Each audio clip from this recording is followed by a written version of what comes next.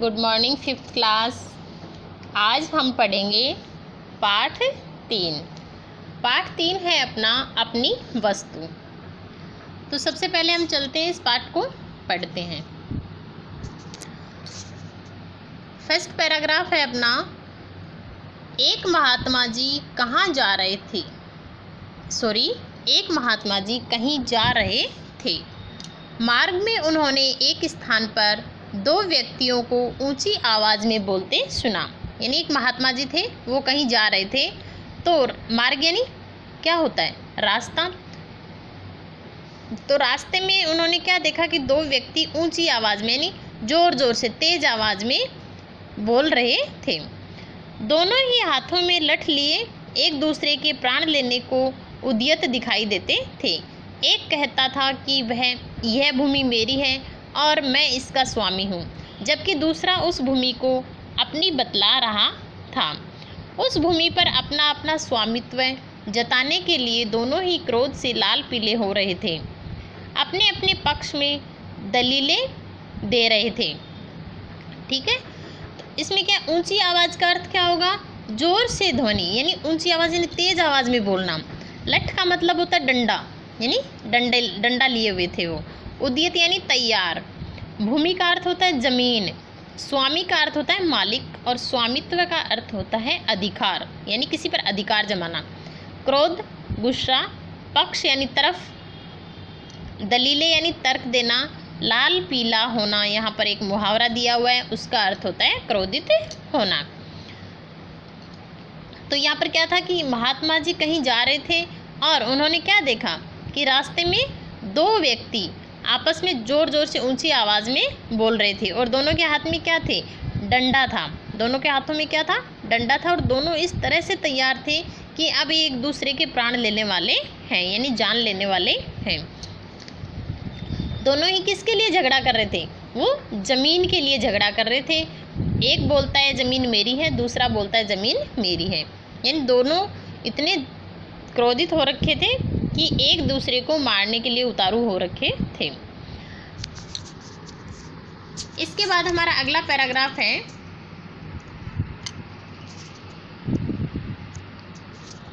संत महात्मा तो स्वभाव से ही दयालु एवं परोपकारी होते हैं, सदैव सबका भला ही चाहते हैं। उन्होंने मन ही मन विचार किया कि ये दोनों लड़ाई झगड़ा करके व्यर्थ ही अपने प्राण गंवाने पर तुले हुए हैं, अतएव इन्हें समझा बुझाकर शांत करने और इनका आपस में समझौता कराने का प्रयास करना चाहिए। यह सोचकर वे निकट गए और उन्होंने संबोधित करते हुए बोले, हे भद्र पुरुषों, तुम लोग कौन हो और आपस में झगड़ा क्यों कर रहे हो? यहाँ पर महात्मा जी ने उन जो लड़ाई झगड़ा कर रहे थे उन व्यक्तियों से प्रश्न किया कि हे भद्र पुरुषों, तुम कौन हो? तुम आपस में लड़ाई झगड़ा क्यों कर रहे हो? स्वभाव का अर्थ होता है आदत। दयालु का अर्थ होता है दया दिखाने वाले।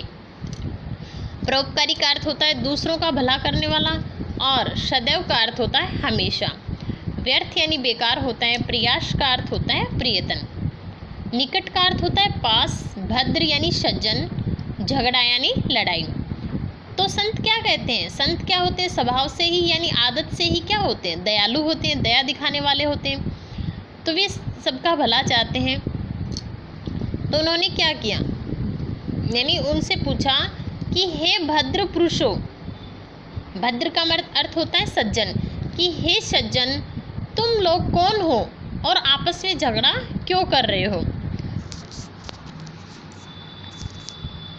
इसके बाद हमारा थर्ड पैराग्राफ है, महात्मा जी को देखकर उनमें से एक व्यक्ति बोला, महात्मन, हम दोनों भाई हैं। यानी क्या कहा? उनमें से महात्मा जी को देखकर उनमें से एक व्यक्ति यानी एक ने कहा कि महात्मन, तुम कौन हो? तुम कौन हो नहीं, सॉरी, हम दोनों भाई हैं। यानी वो महात्मा जी को बताते हैं कि हम क्या हैं? दोनों भाई हैं। हमारे पिता ने मरते समय अपनी संपत्ति का जो बंटवारा किया था उसके अनुसार इस भूमि का मालिक मैं हूँ, फिर भी यह व्यर्थ ही झगड़ा कर रहा है। दूसरा व्यक्ति तत्काल चिल्ला उठा, महाराज, ये बिल्कुल झूठ बोल रहा है। यह भूमि इसके भाग में नहीं है बल्कि मेरे भाग में आती है, इसलिए इसका असली मालिक मैं हूँ। यह झूठ मूठ ही इसे अपनी बतलाकर और मुझे डरा धमकाकर इसे हड़पना चाहता है। तो यहाँ पर क्या हुआ, एक व्यक्ति ने कहा कि महात्मन हम दोनों क्या हैं, भाई हैं, और मेरे पिताजी मरते समय हमें जो संपत्ति थी, हमें जो ज़मीन है वो देकर गए थे और उन्होंने कहा था कि ये ज़मीन इसकी है। तो इस पिताजी के मुताबिक इस ज़मीन का मालिक कौन हूँ, मैं हूँ। दूसरा फिर चिल्लाकर बोलता है कि नहीं नहीं महात्मन ये झूठ बोल रहा है। क्या कर रहा है, ये झूठ बोल रहा है।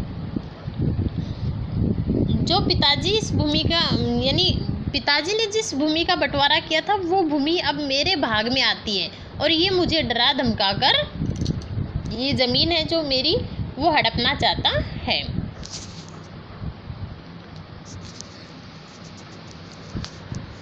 अगला 4th पैराग्राफ है। महात्मा जी ने शांत भाव में फरमाया, तुम दोनों ही इस भूमि को अपना कहते हो और अपने अपने पक्ष में दलीलें देते हो।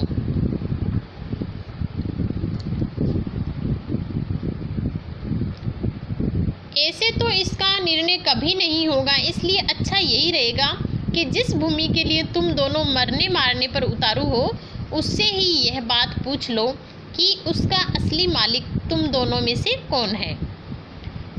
वह स्वयं ही इस बात का निर्णय कर देगी।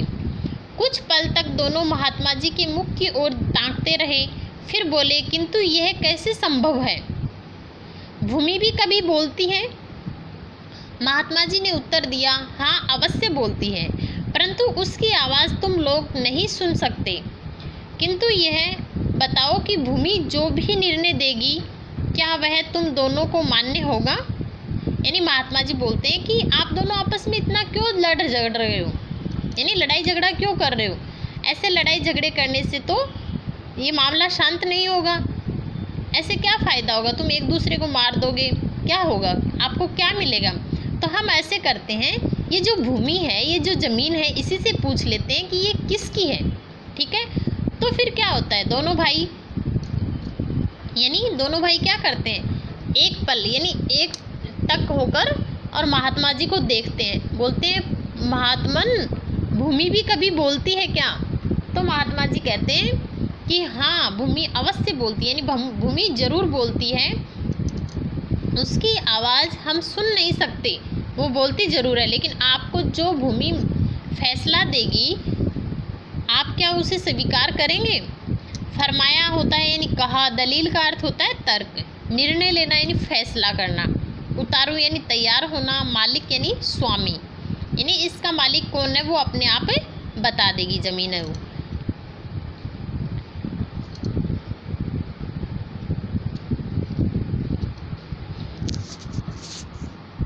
इसके बाद हमारा अगला पैराग्राफ है। दोनों भाई इस बात पर राजी हो गए। तब महात्मा जी बोले, मुझे बहुत ज़ोरों से भूख लगी है, पहले मुझे भोजन कराओ। वे बोले, भूमि का निर्णय हो जाए फिर आपको डटकर खाना खिलाएंगे। यानी क्या हुआ, दोनों भाई आपस में राजी हो गए, यानी उस फैसले को मानने के लिए तैयार हो गए। तो महात्मा जी ने क्या कहा, महात्मा जी ने कहा कि मुझे ज़ोर से यानी मुझे तेज़ भूख लगी है, मुझे खाना खाना है। तो वो दोनों भाई क्या बोलते हैं कि महाराज एक बार हमारा ज़मीन का फैसला हो जाता है, यानी भूमि का निर्णय हो जाता है, उसके बाद हम आपको पेट भरकर भोजन खिलाएंगे।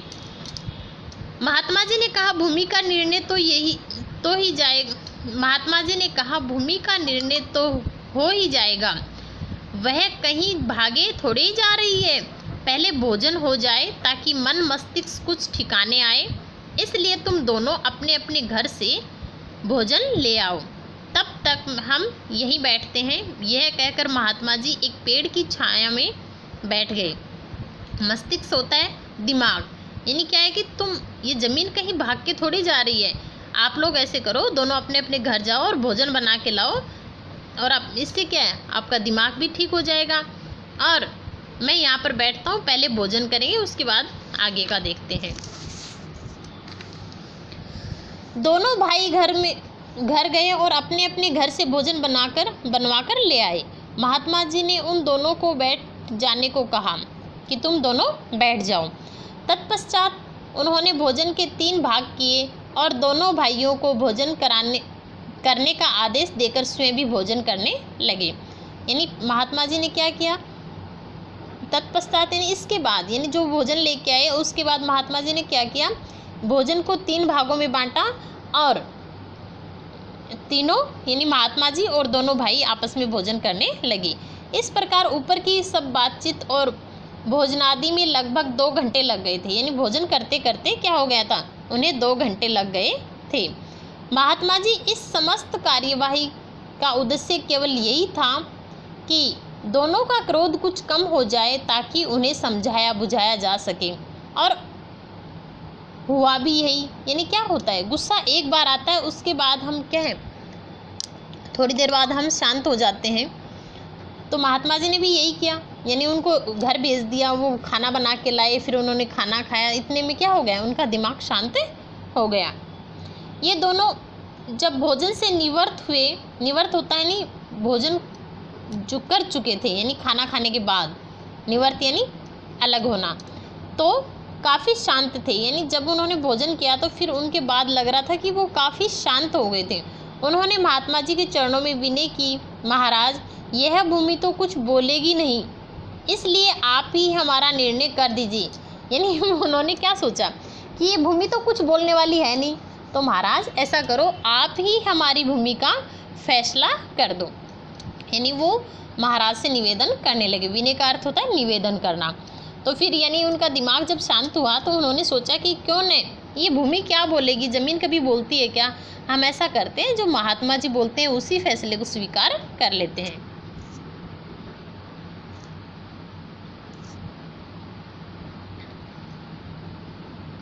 इसके बाद हम देखते हैं, महात्मा जी ने कहा हम इस भूमि से पूछकर इसका निर्णय करते हैं। यह कहकर उन्होंने अपना कान भूमि के साथ लगाया, मानो कुछ सुनने का प्रयत्न कर रहे हैं। प्रयत्न यानी प्रयास करना। कुछ देर तक तो वे भूमि के साथ कान लगाए रहे, फिर सीधे बैठ गए और गंभीर वाणी में बोले। गंभीर यानी वाणी यानी होती है आवाज़, और गंभीर होती है तेज आवाज़ में। तो वो क्या हुए, थोड़ी देर तो सुनते रहे, यानी भूमि के कान लगाए बैठे रहे, और फिर सीधे बैठे और तेज आवाज़ में बोले, यह भूमि तो कुछ और ही कह रही है। यानी महाराज ने क्या कहा कि ये भूमि तो कुछ और ही कह रही है। दोनों भाई बोले, महाराज भूमि क्या कह रही है। यानी दोनों भाई महाराज से प्रश्न पूछते हैं कि महाराज भूमि क्या बोल रही है, हमें बताइए। महात्मा जी ने कहा, यह भूमि कहती है कि ये दोनों व्यर्थ ही मेरे ऊपर अधिकार जमाने के लिए झगड़ा कर रहे हैं, क्योंकि मैं इन दोनों में से किसी की भी नहीं हूँ। ये दोनों अवश्य मेरे हैं, मैंने इनकी कई पीढ़ियों को पाला है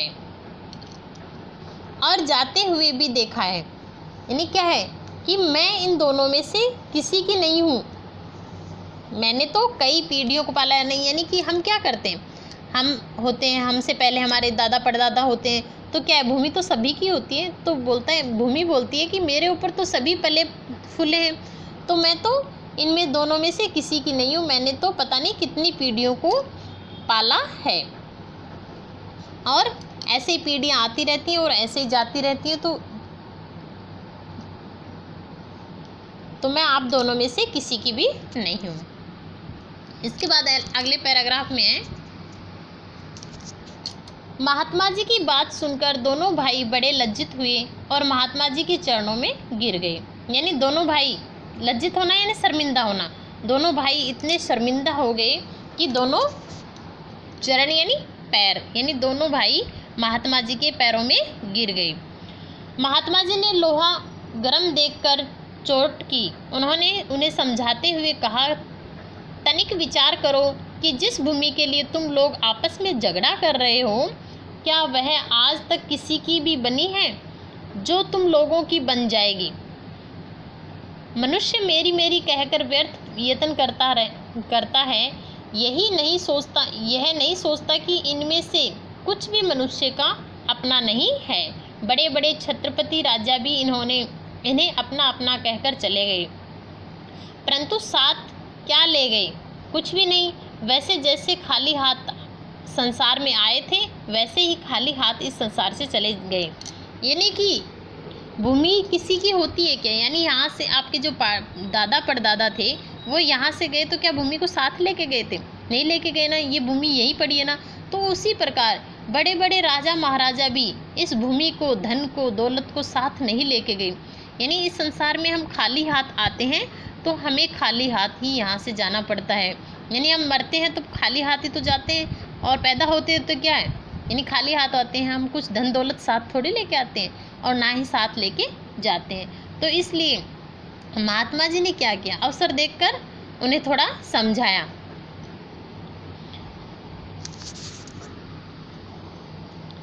तुम लोग भूमि के इस छोटे से टुकड़े के लिए झगड़ा करके अपने अनमोल जीवन को नष्ट करने पर क्यों तुले हुए हो? यानी ये छोटी सी जमीन है, इसके लिए तुम एक दूसरे को मारने पर तुल गए। यह भूमि न तुम्हारी है और न ही तुम्हारी बनेगी। यानी भूमि तुम्हारी है भी नहीं और तुम्हारी बनेगी भी नहीं। भूमि ही क्या, संसार के जितने भी पदार्थ हैं, धन संपत्ति मकान आदि, इनमें से कुछ भी तुम्हारा नहीं है। तुम्हारी अपनी वस्तु तो केवल भजन भक्ति और तुम्हारे अच्छे कर्म हैं। यानी महात्मा जी उन्हें समझाते हैं कि यहाँ पर जो भी धन दौलत है, मकान है, बंगला है, जो भी है, वो कुछ भी आपका नहीं है। आपके साथ तो क्या है, आपका तो बस इतना ही है कि अच्छे कर्म करो और भजन भक्ति करो, यानी वही आपके काम आएगा। जो लोग परलोक के आगे सगी साथी हैं, से सब कुछ तो यही रह जाता है। यानी जो लोक परलोक में होता है वो क्या है, यानी हमारी जो पृथ्वी पे जो भी हमारे पास होता है वो क्या है, यही रह जाता है। अतः आपस में लड़ने झगड़ने और मनुष्य जन्म के मूल्यवान समय को व्यर्थ नष्ट करने की अपेक्षा जीवन को अच्छे कर्मों और नाम सुमिरन में लगाओ, ताकि तुम्हारा लोक परलोक संवर जाए। यानी महात्मा जी उन्हें समझाते हैं कि आप तेरा मेरी करते हो, यानी किसी धन दौलत के लिए झगड़ा करते हो, ये करते हो, वो करते हो, उसकी बजाय आप भजन भक्ति में अपना मन लगाओ और ऐसा कर्म करो कि आपको यानी परलोक, यानी आपका जीवन आगे के लिए संवर जाए। दोनों ने महात्मा जी के चरणों में गिरकर अपनी भूल के लिए क्षमा मांगी। उस दिन के सबके साथ प्रेम का व्यवहार करते हुए, अपने समय को भजन भक्ति में लगाते हुए अपना जन्म सफल करने लगे। दोनों भाई क्या करें, यानी दोनों भाइयों को समझ आ गया था कि आपस में लड़ाई झगड़ा करने से कुछ नहीं मिलेगा। उन्होंने महात्मा जी की बात को स्वीकार किया और दोनों भाई भजन भक्ति में लग गए और अच्छा कर्म करने के लिए हर पल लगे रहते थे। अनमोल का अर्थ होता है जिसका मूल्य अनंत हो। नष्ट का यानी खत्म होना, लोक यानी संसार होता है। यानी इस संसार में हमारा कुछ नहीं है। परलोक यानी दूसरा लोक, जब हम मरते हैं उसके बाद हम परलोक जाते हैं, दूसरे लोक में जाते हैं। तो हमें यहाँ पर इस संसार में ऐसा कर्म करना चाहिए जिससे हमारा दूसरा लोक यानी हमारा स्वर्ग संवर जाए। मूल्यवान यानी कीमती, भक्ति यानी ईश्वर की पूजा करना। तो फिर उन्होंने क्या किया, ईश्वर की पूजा करने लगे और दोनों भाई शांत हो गए।